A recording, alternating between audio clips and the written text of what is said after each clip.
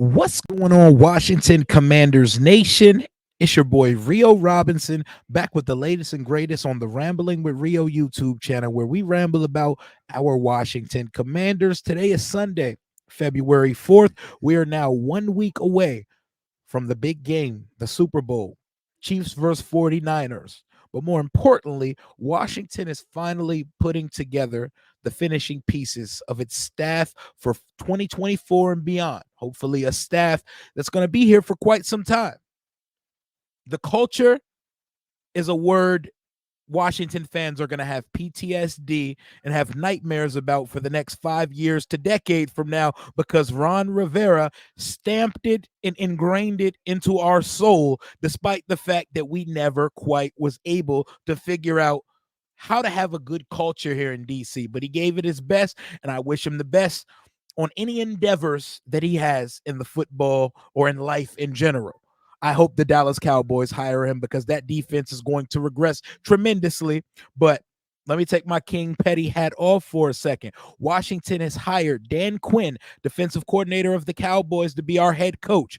Washington has hired Adam Peters, assistant general manager of the San Francisco 49ers, to be our general manager of our team. So for the first time in my 32-year-old life here in DC, Washington has a true organizational structure from top to bottom, starting from the top head of the snake, the Hogs, the Harris ownership group, Josh Harris, Mitchell Rales, Mark Ean, Magic Johnson, and others. A front office that's headed by Adam Peters, and so far has Martin Mayhew and company there, and Eric Stokes. Not sure how long that lasts, but Mayhew may be safe in a lesser position, considering he has a relationship with Adam Peters, a prior relationship being that they worked together in San Francisco. Coaching staff as of now has Dan Quinn and reportedly Joe Witt Jr., defensive passing game coordinator and secondary coach for the Dallas Cowboys. Let's see how that plays out for Washington. But as a fan, while this hire has no sex appeal, maybe this is good for us. Maybe Washington needs some soup for the soul rather than the sexy, splashy, fan exciting hire, because we've done the splashy thing plenty of times here and it hasn't worked. But we've also done the non-splashy thing and it hasn't worked. We've done it every type of way possible and it hasn't worked. But let's go in with an open mind. Let's let Josh Harris and Adam Peters cook until Adam Peters and Josh Harris proves us wrong. We got to give them some leeway to go out, experiment, and to try their best to shift the culture here to annual contention, something I'm not used to. I seen ESPN do this thing where they were talking about the most impressive Super Bowl winning teams ever.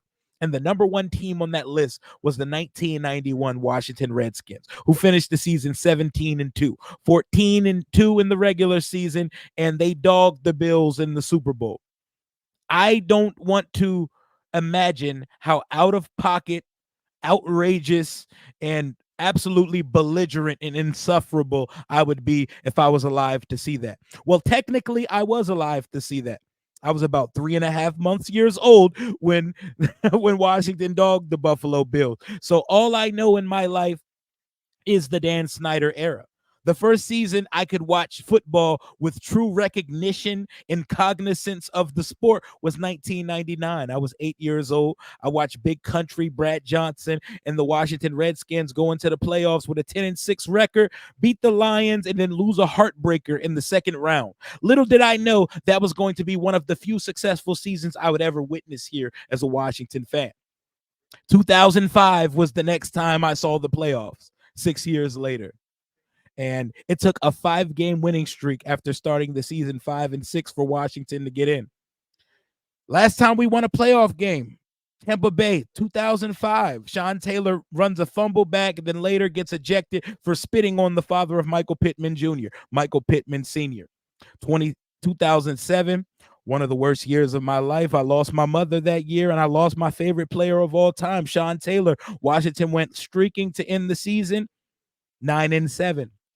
2012, the most magical season of my Washington Commander football team Redskins life, as Washington started the season 3-6, with flash in the pan, magic in the bottle, rookie Robert Griffin III. Bobby 3 Sticks, 10-6 to close the season. 14-0 lead versus the Seattle Seahawks, who at the time was defensively coached by our new head coach, Dan Quinn.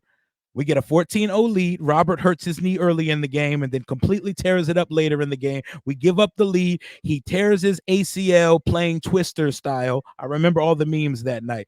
There were two epic meme nights on Twitter. It was when Manny Pacquiao got knocked out, and it was when RG3 got hurt. You've seen more memes in real time. I hated it there.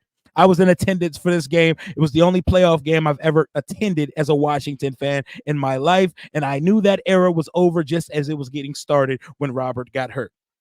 Fast forward a couple years later, Kirk Cousins wins a division here, and we have a lead on the Packers very early in a home playoff game, a playoff game that we hosted. A feeling like no other. 2012 and 2015, hosting playoff game. Don't know what life is like since then. We're now to 2024, and we did host one more playoff game after the 2012 and 2015 season. It was another flash in the pan thing. Ron's first year with the team, the pandemic year.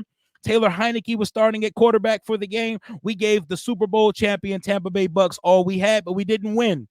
So as a 32-year-old fan, all I have to my name as a Washington fan is moral victories and would've, could've, should've.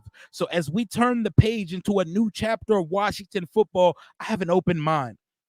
My eyes are wide open. My mind is wide open. And while I have favorites, and while I know there's things I want, maybe it's best for the team not to give a flying fuck about what me or any of the fans think. Y'all want to see a winner? Let us build it in our way, not in your way. Because not only did Dan Snyder's way not work, the fans' way has not worked. So maybe this Dan Quinn hiring is exactly what our souls need for this team to finally be in contention. Hear me out. Let me cook. Matter of fact, don't let me cook. Let Josh Harris, Adam Peters, and Dan Quinn cook. We have our big three moving forward into 2024 and beyond. We have a staff to fill out. We have a front office to fill out. We have a roster to fill out with a bunch of money and a bunch of impending free agents. And the biggest transaction or addition to the roster there is will Washington finally find a permanent fixture and solution to the quarterback position here in DC? Will it happen? We shall see. But I'm going in optimistic. I'm going in with they have to prove me wrong before I attack them. So while I did not want Dan Quinn is ours now. I'm going to ride with him. As a fan, there's nothing more petulant than wishing your team to fail so your take can be correct. Fuck my take. I'm wrong about things every day. I'm just a fan with a platform. So ultimately, the team, as long as they find a way to start winning consistently, do it however you see it, however you envision it. Do not worry about appeasing the fans. As we showed last year, we will show back up to that raggedy-ass stadium. Oh, and next on the list after the quarterback, we need an announcement, and we need some renderings of what our new team facilities and what our new team stadium is going to be hitting on, because Lord knows we got to get out of FedEx, and we got to get out of Ortho Virginia Training Center at Commanders Park. But fans, let them cook. It is a new era we're ushering in of Washington football, an era without meddlesome owners, without scandal, without DEA raids, without our field taking the souls and ligaments of every quarterback we put behind center. So let's go into it with an open mind, and let's let these boys cook up something special here in DC, because we might have something special brewing. Maybe the coach we didn't like that they hired will be the one that finally gets it right here in DC.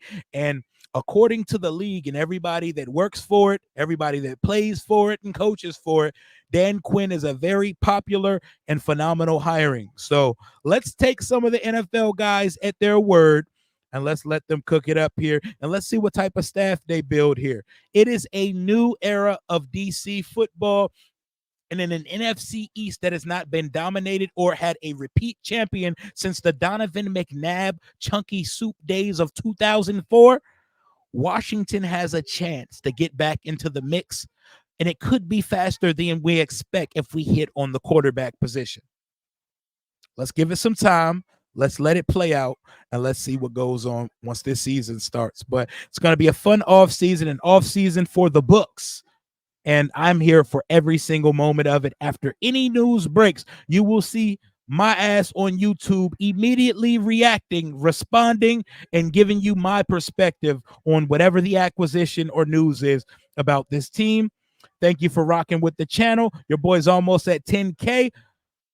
Like, comment, subscribe, and always hail to the burgundy and gold. Until next time, Rio Robinson out.